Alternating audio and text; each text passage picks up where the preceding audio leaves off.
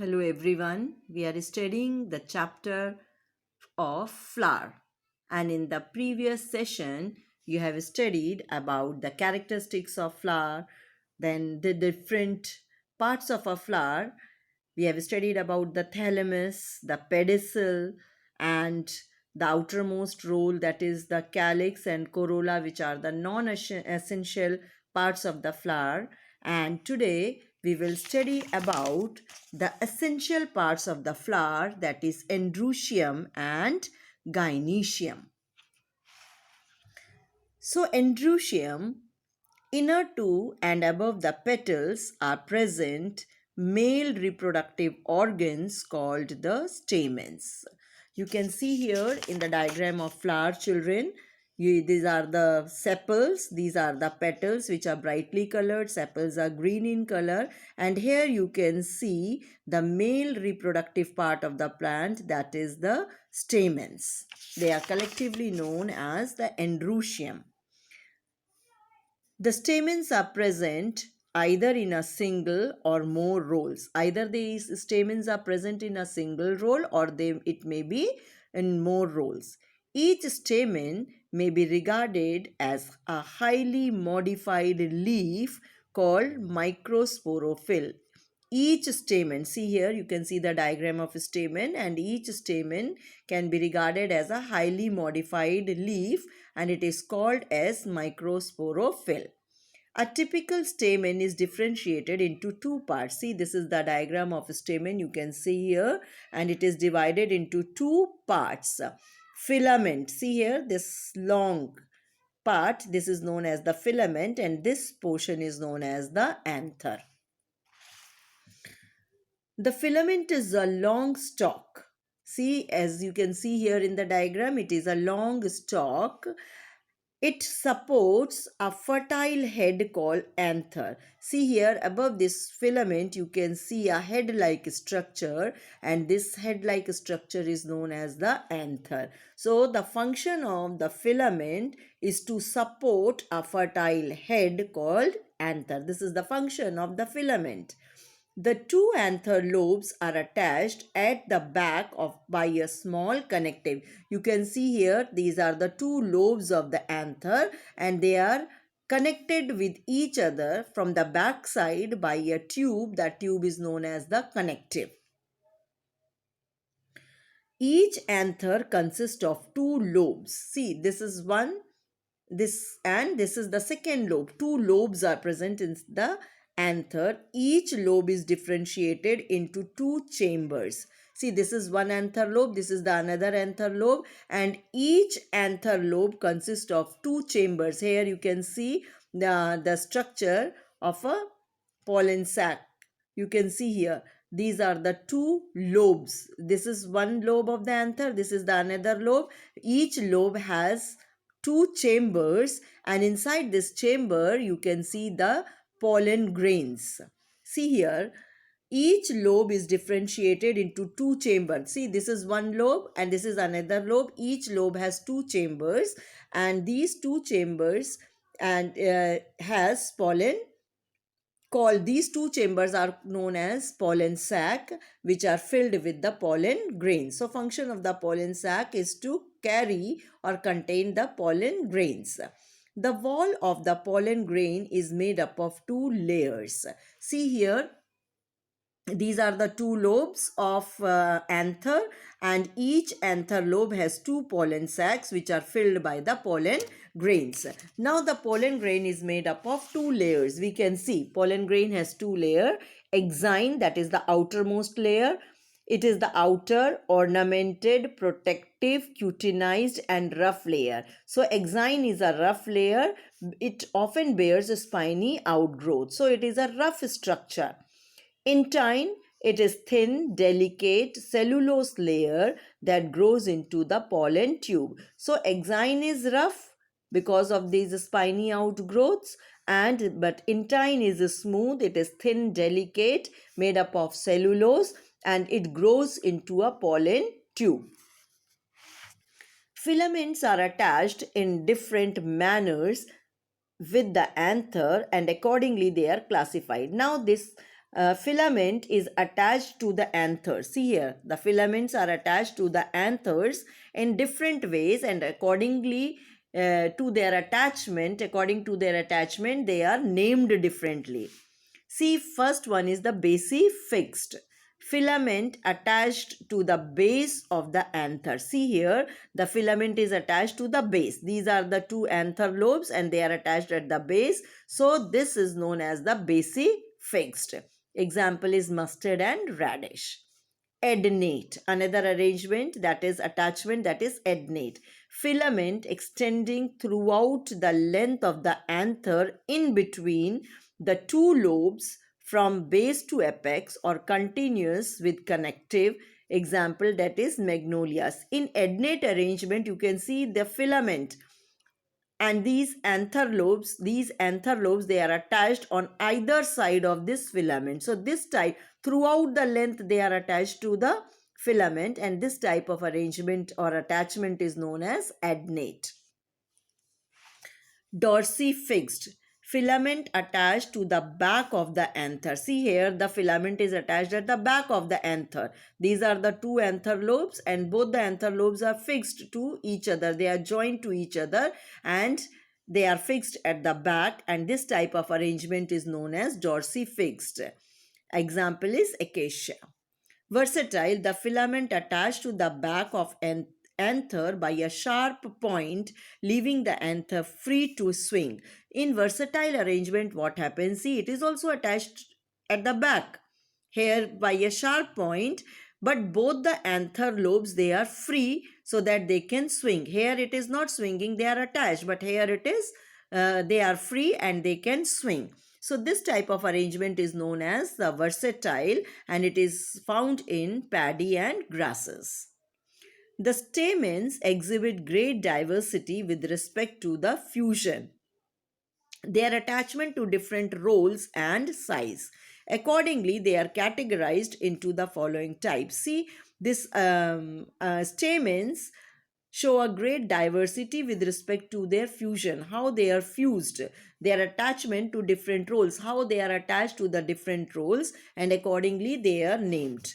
Polyandrous, all the stamens are free from each other.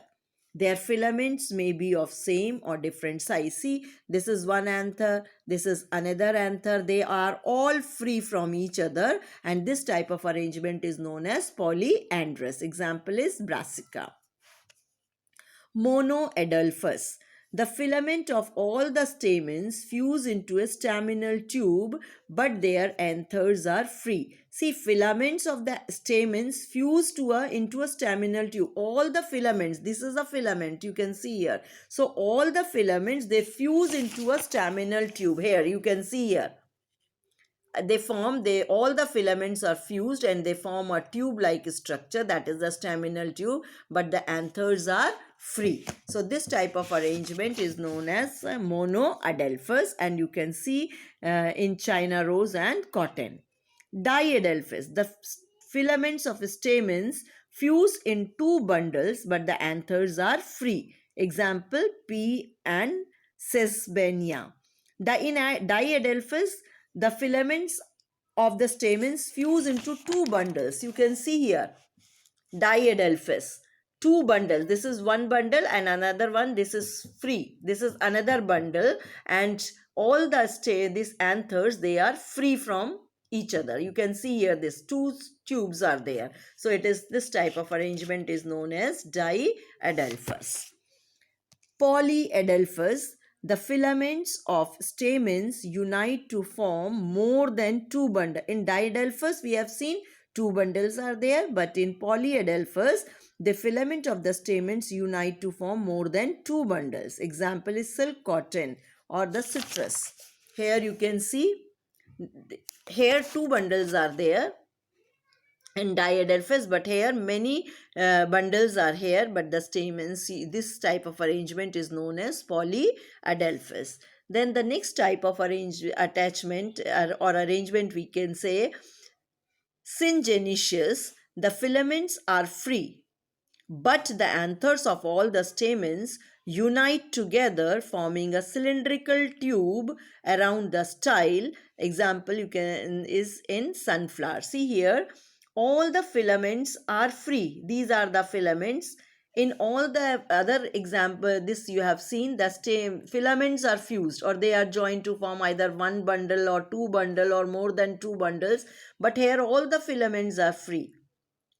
But the anthers of all the stamens, they unite to form the cylindrical tubes which are found around the style, and example is sunflower.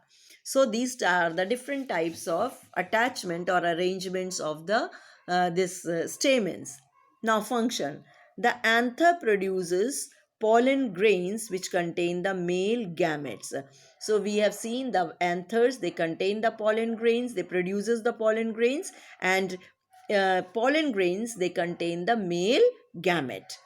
The filament attachment with anther is such that it helps in pollination. The anthers are attached to the filament in such a way that this helps in pollination. So this is all about the male reproductive part of the plant, that is androecium. Now we will study about gynoecium. Located in the center of the flower is the female reproductive organ called gynoecium or carpel. I will show you here in the diagram of flower. See here, this is the female reproductive part and it is known as the gynoecium, and or it is also known as by the name of carpel. Each carpel is a flask-shaped structure. You can see here the diagram of a carpel. It is a flask-shaped structure. It consists of three parts: stigma, style, and ovary. See here. This is the stigma.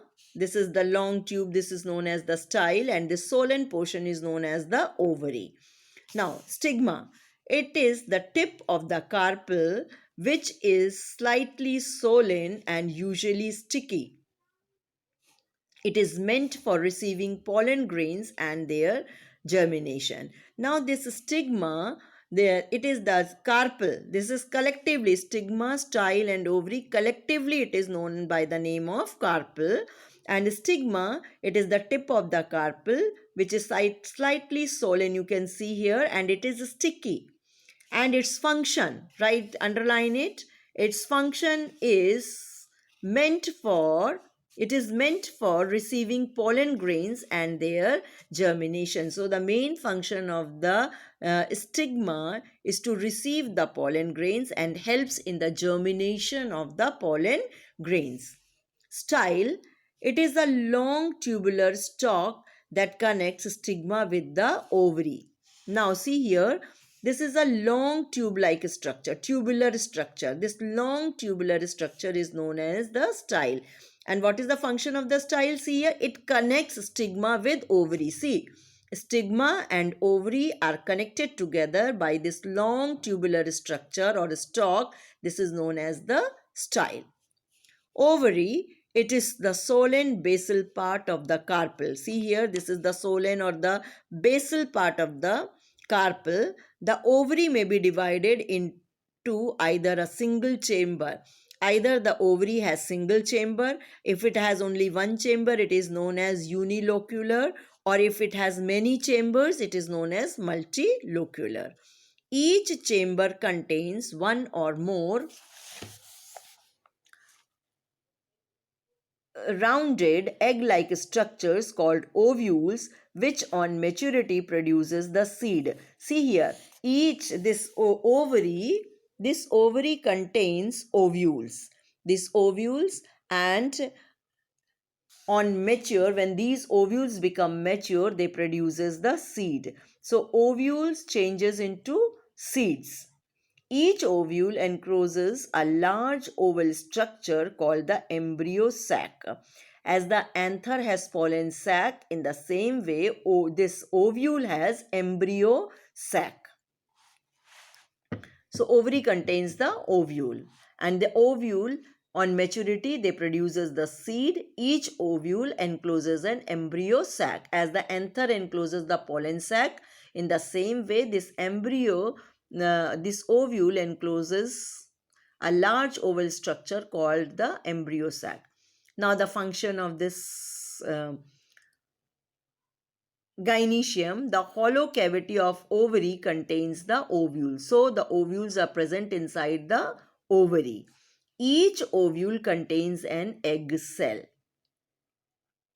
As the pollen grains contains the male gamete, in the same way these ovules also contain the egg cell. It is known as the female gamete.